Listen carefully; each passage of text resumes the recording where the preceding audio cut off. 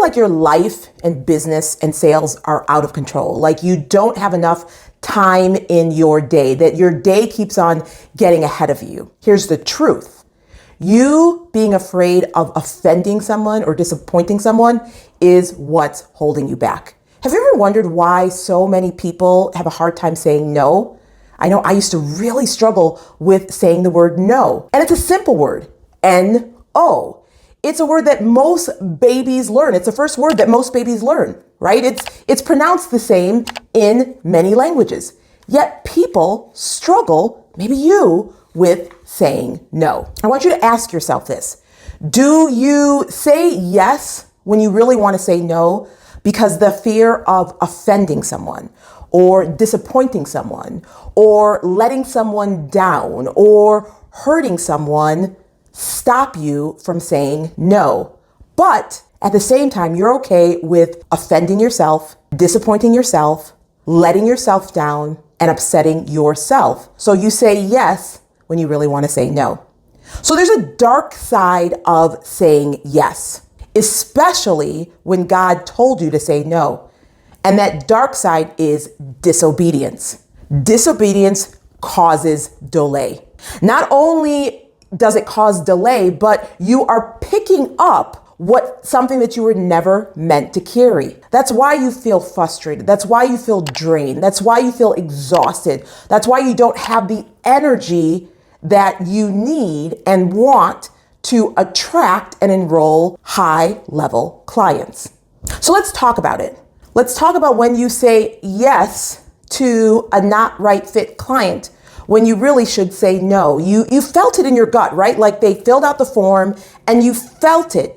You had discerned that they may not be a right fit. And you're on the sales call and you're not like getting jazzed up. You're not getting excited because you're already feeling some tension, but they are selling you something and you bought it. They're selling that they're ready, they're committed, they're dedicated, they're going to go all in.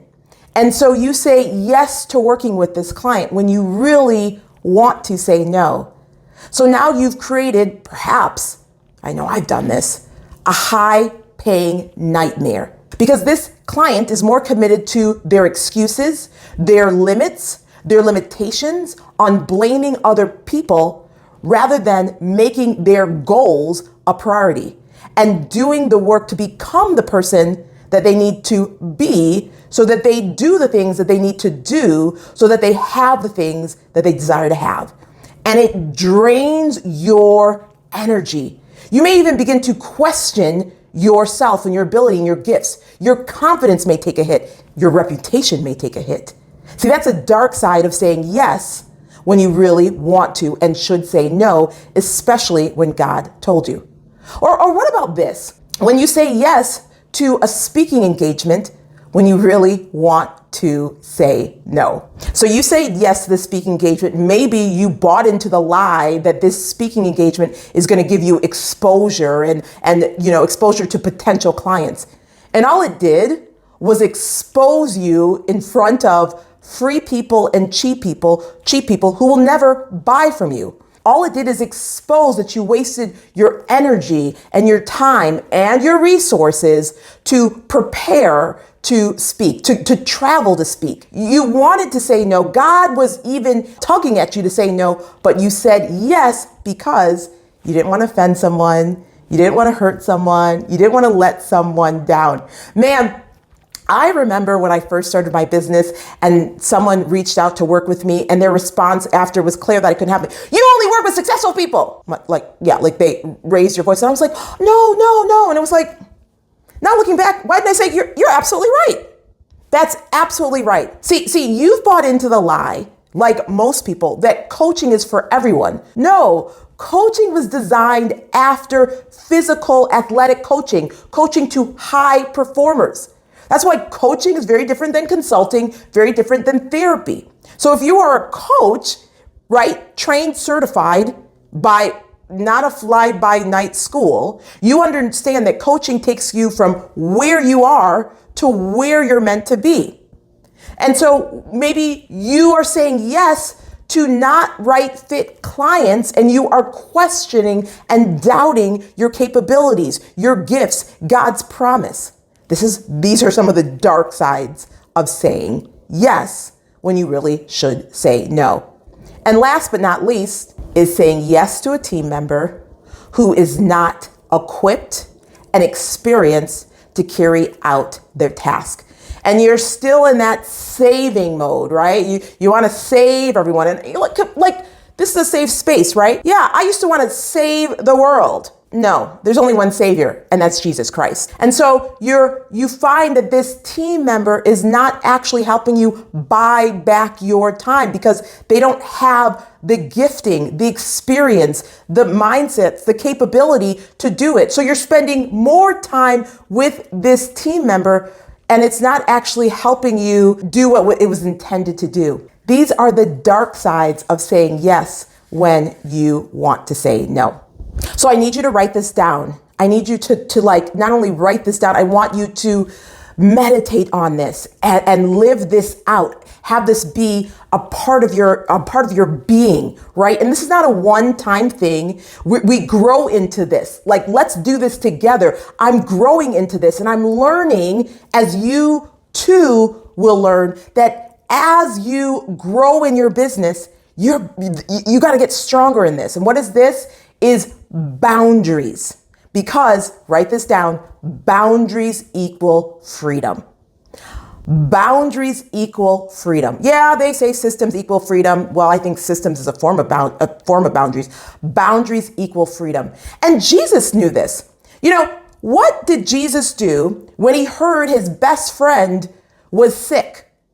Did he drop everything he was doing and rush off to save Lazarus? No. Jesus, who lived an unrushed life, who had lots of projects and lots of people who needed him, had a boundary around helping and resurrecting Lazarus.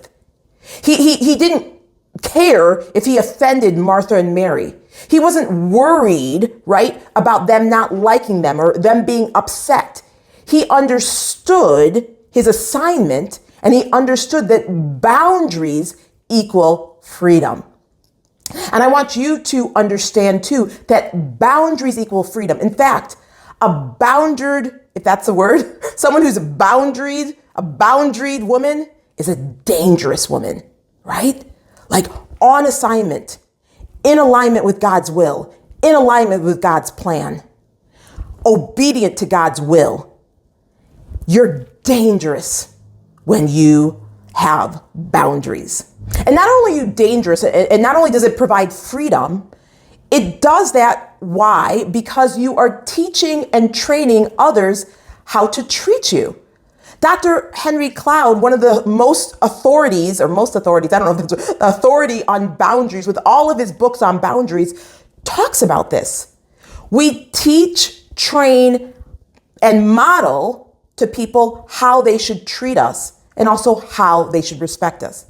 See, you may have thought that being open to anything, and what comes to mind is James, right? You're unstable. You don't have you're like this, right? Is actually going to bring in more clients. But what you don't understand is actually it's repelling high ticket clients. Because when you have boundaries, you're able to serve people at a higher level. See, boundaries, when we have them, we are teaching and training people how to treat us. We're modeling to people how we want to be treated. We're modeling to people how we value ourselves, which teaches and train them how they should value us.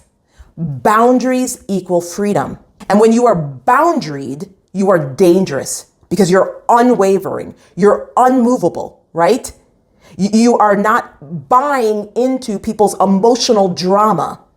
What is a priority for them doesn't become an emergency for you.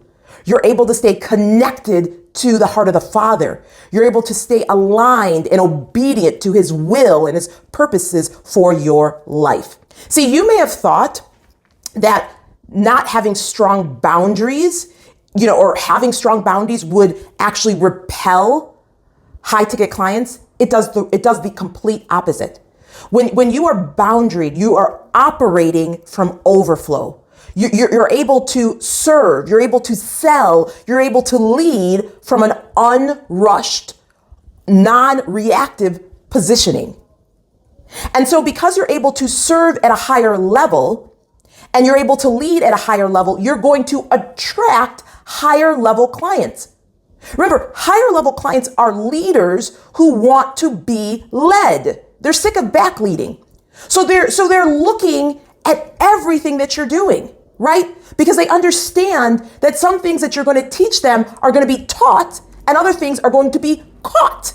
So when you are boundary, not only are you creating more freedom, you're going to make more money in less time.